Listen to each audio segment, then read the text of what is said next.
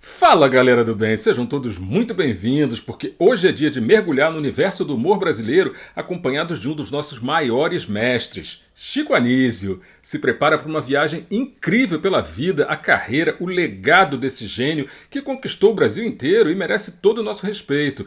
E olha só, tem muita gente da nova geração que ainda não conhece o brilhantismo desse cara e, portanto, se você ficar comigo até o final do vídeo, eu vou te provar por que é tão importante continuar espalhando toda essa genialidade por aí.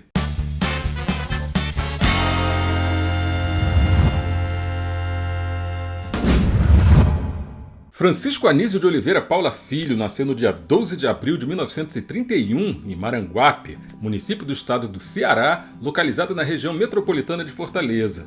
Em 1938, ele se mudou para o Rio de Janeiro com a mãe e 3 irmãos, entre eles a atriz Lupe Gigliotti, que viria a ser a mãe da diretora Sininha de Paula, e o cineasta Zelito Viana, pai da diretora de cinema Betsy de Paula e do ator Marcos Palmeira.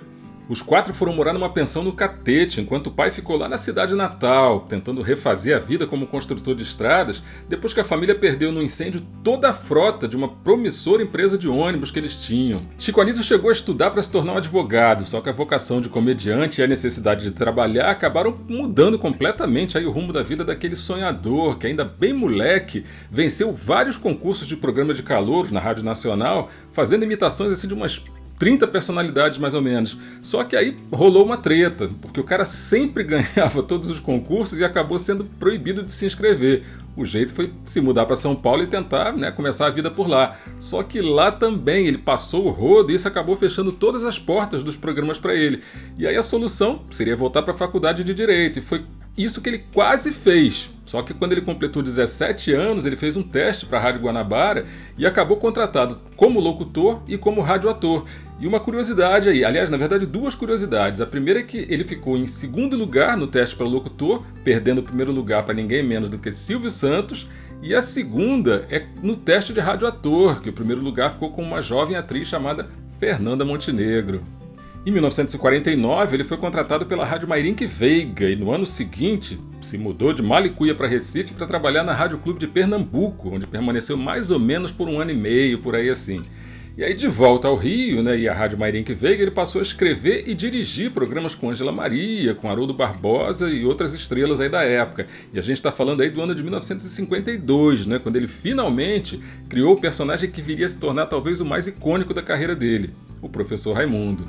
No início, a escolinha do Professor Raimundo na rádio só tinha 3 alunos, interpretados pelo Afrânio Rodrigues, aquele que sabia tudo, o João Fernandes, aquele que não sabia de nada, e o Zé Trindade, que só embromava todo mundo. O programa com certeza caiu nas graças do povo e se tornou logo o maior sucesso da rádio. E essa foi a primeira vez que uma foto do Chico Anísio saiu numa revista. Em 1957, com a chegada do videotape, nascia por encomenda do diretor Walter Clark o Chico Anísio Show, escrito pelo Chico, pelo Haroldo Barbosa e pelo Roberto Silveira, com a direção do Carlos Manga. Atingia aí impressionantes marcas de 85, 86 pontos de audiência. E só para você ter uma ideia, hoje em dia, quando um produto de televisão atinge 30 pontos, a direção faz aquela festa, por aí você imagina, Inegavelmente, esse programa foi a espinha dorsal de todos aqueles outros programas que o Chico Anísio estrelou durante toda aquela carreira dele, Ele passou ainda pelas TVs Excelsior, pela Tupi, onde ele também foi diretor da emissora, e pela TV Record, onde ele estrelou os programas Essa Noite Se Improvisa, ao lado de nomes como Caetano Veloso, como Chico Buarque, e o Vamos Embora, que ele fez ao lado do Wilson Simonal. Depois que saiu da Record, o Chico ficou afastado um bom tempo da televisão e nesse período ele se dedicou mais ao teatro. Ele inaugurou o Teatro da Lagoa, em 1969, e conseguiu o impensável, que foi fazer durante 1 ano e meio 9 sessões esgotadas por semana, sendo 2 no domingo. Isso durou nada menos do que 1 ano e 3 meses, mais ou menos 1 ano e meio, na base da superlotação, com 10, 12 cadeiras extras por sessão. Isso eram números absurdos. Para a época já era absurdo, hoje em dia então. E também em 1969 ele lançou o primeiro disco, que foi o Chico Anísio Inaugura o Bom Humor Dançante. Só que o ano de 1969 ainda reservava mais uma mudança aí nos rumos da existência do nosso cearense amado. Contratado pela Rede Globo, ele estreou no ano seguinte, em 1970, o programa mensal Chico Anísio Especial, com direção do Daniel Filho, um outro sucesso estrondoso que fez com que em 1973 estreasse o Chico City, consolidando o sucesso imediatamente, se tornando o programa mais famoso durante décadas a fio. Chico City teve a direção musical do Arno Rodrigues, né, que foi parceiro de cena do Chico no quadro Baiano e os Novos Caetanos, e com quem ele chegou a gravar um disco em 1974. Eu me arrisco em dizer que o Chico City foi um derivado do Chico Anísio Show, que depois virou o Chico Especial, que depois virou o Chico Total, que depois virou o Chico em quadrinhos, enfim, e por aí vai, sabe? E isso não tem nenhum problema, na verdade, já que todas essas versões do Chico Anísio eram excepcionais, uma vez que todos os Chico Anísios, né, que nós conhecemos também foram excepcionais, sabe? Em 1975, aí foi a vez do Azambuja, que era um malandro carioca criado pelo Chico, que saiu da grade de programação do Fantástico e ganhou as telas da TV num programa chamado Azambuja e Companhia, que era exibido nas noites de segunda-feira. 1981, estreou o Chico Total, e nesse mesmo ano nascia o Chico Anísio Show, exibido às quintas-feiras e que permaneceu no ar por quase 10 anos. Foi nessa nova fase aí, nessa nova etapa, que o Chico deu vida para personagens como o Bruce Kane, que era um galã, né, com a voz dublada, o Quen Quen, que era um garçom fanho, hilário, o pai de santo Painho, o político Justo Veríssimo, Coalhada, que era o pior jogador de futebol do mundo, o vampiro Bento Carneiro, a apresentadora Neide Taubaté, o pastor charlatão Tim Tones e aquela velhinha deliciosa gaúcha chamada Salomé, que sempre fechava o programa ligando para o então presidente da República, né, que era o João Figueiredo, para esculachar com o cara. E o mais curioso é que o presidente levava isso a sério. Nos discursos que ele fazia, ele sempre estava mandando recados, sabe, para Salomé, se justificando e tal. Anos mais tarde, a Salomé até voltou ao ar no Zorra Total, só que dessa vez o alvo já era o presidente Fernando Henrique Cardoso. Nos anos 90, o Chico Anísio foi o supervisor de criação do programa Os Trapalhões. Só que assim, galera, tudo isso parecia muito pouco para esse verdadeiro mestre dos disfarces aí.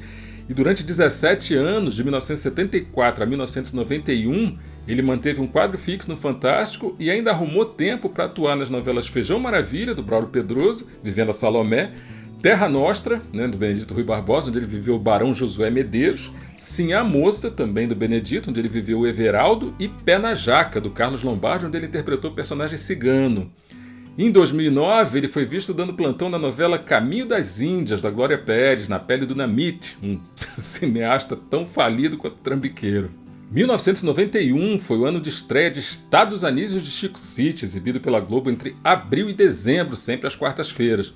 O programa ele fazia uma sátira, sabe, aquele momento político, né, e social que o país estava atravessando. Era um país fictício, né, cuja moeda se chamava merreca, com uma economia fundamentada na produção de estilingues e cujo maior credor internacional era justamente o Brasil. Aí tu vai dizer pra mim, mas Lud, como é que ele dava conta de tudo isso? E eu vou te responder. Sabe de nada, inocente! Além de ter comentado a Copa do Mundo da Itália em 1990, se tu procurar lá em A Diarista, Brava Gente, no Sítio do Pica-Pau Amarelo, tu também vai ver a cara do Chico. E a gente não pode esquecer, claro, que Chico Anísio teve passagens assim brilhantes pelo cinema, onde ele estreou em 1959 no filme Entrei de Gaiato, dirigido pelo J. Betanco, que também dirigiu vários filmes dos Trapalhões aí. E ele atuou ao lado de outros monstros, como Zé Trindade, Dercy Gonçalves, Costinha. Ele atuou também em outros grandes sucessos, como Tieta do Agreste, foi dirigido pelo Cacá Diegues, onde ele interpretou Zé Esteves, que era o pai da protagonista, vivido pela nossa incrível Sônia Braga. E Se Eu Fosse Você 2, dirigido pelo Daniel Filho e estrelado pela Glória Pires e pelo Tony Ramos. O Chico também deu expediente como dublador, e para quem não sabe, é dele a voz do Carl Fredricksen, o protagonista da animação Up, Altas Horas, do estúdio Pixar. Ele também escreveu livros de contos, galera, e de humor, como O Batizado da Vaca, A Curva do Calombo, Teje Preso e o romance Cara-Pau. Em 2007, ele lançou o livro É Mentira, Chico?, que era uma enciclopédia com todos os grandes personagens dele, ilustrados pelos principais cartunistas do país. Muitos dos 209 personagens que ele criou podem ser lembrados também no DVD Chico Especial, que foi lançado em 2008 pela Globo Marcas para comemorar os 40 anos dele na emissora. Para quem não sabe também, o Chico Anísio foi um artista plástico talentosíssimo, e dizem as lendas que o Silvio Santos fez uma oferta de 70 milhões de reais pelo acervo dele. Não teve acordo, né, infelizmente, segundo a viúva, porque não foi possível se entender ali com todos os herdeiros. Uma pena, né? Já em 2010 e 2011, ele estrelou o especial Chico e Amigos, no qual ele revivia alguns dos mais icônicos personagens que ele criou ao longo dessa carreira. E também foi em 2011, né, na última aparição pública dele, que ele recebeu o prêmio especial do júri do Festival do Rio, pelo desempenho no longa A Hora e a Vez do Augusto Matraga, do diretor Vitor Coimbra. Chico Anísio se casou 8 vezes, e desses casamentos nasceram os filhos Lug de Paula, Niso Neto, Cícero Chaves, André Lucas, Bruno Mazeu, Rico Rondelli e Vitória de Paula. Chico Anísio não foi um homem só, foram múltiplos. Respeitado pelos seus pares e reverenciado como um dos maiores gênios do humor do país, ele era capaz de encarnar personagens incríveis com a velocidade de quem troca uma roupa. E teve a generosidade dos nobres também, naqueles momentos em que ele criou ou ajudou a moldar personagens assim inesquecíveis para que outros artistas como Heloísa Périssé, Tom Cavalcante, Cláudia Gimenez, Ingrid Guimarães também pudessem se sobressair ao ponto de construir carreiras de sucesso. Basta a gente perceber a própria estrutura narrativa da escolinha, né, onde o professor Raimundo chutava as bolas para os alunos fazerem os gols de placa.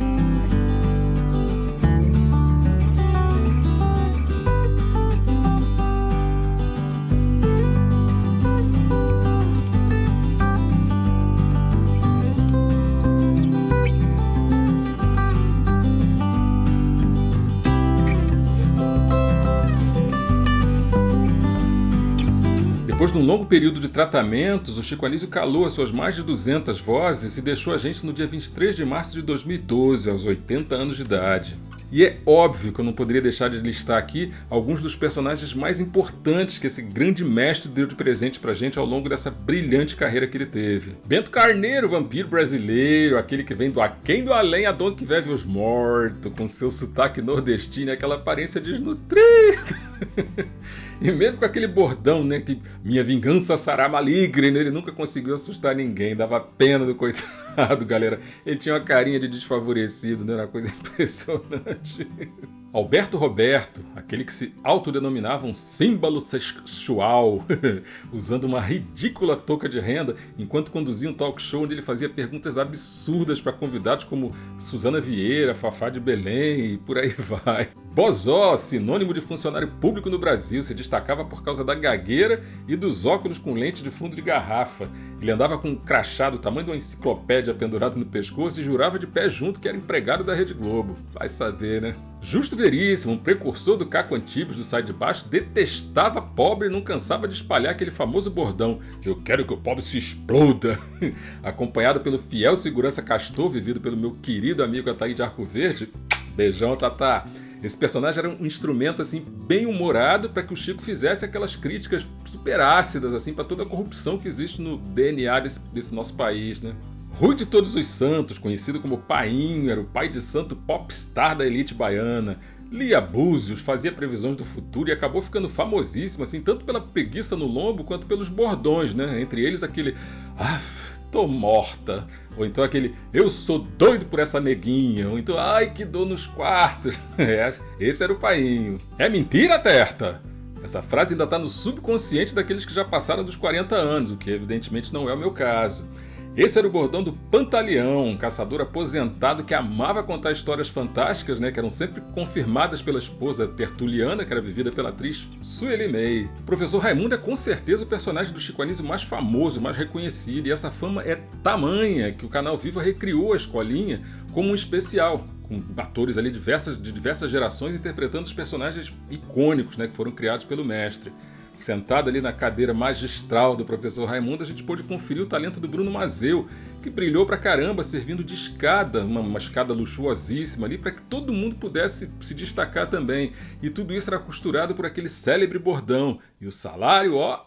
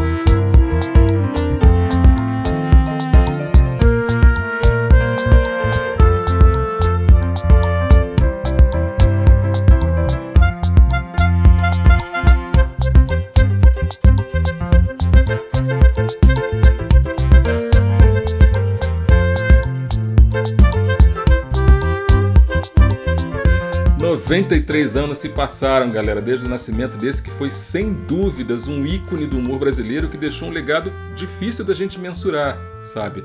Numa era que gira com a velocidade da luz, é até natural que as gerações mais antigas se despeçam desse mundo e que as novas gerações talvez não conheçam plenamente a contribuição que o Chico Anísio prestou, né? Tanto para as artes quanto para o entretenimento.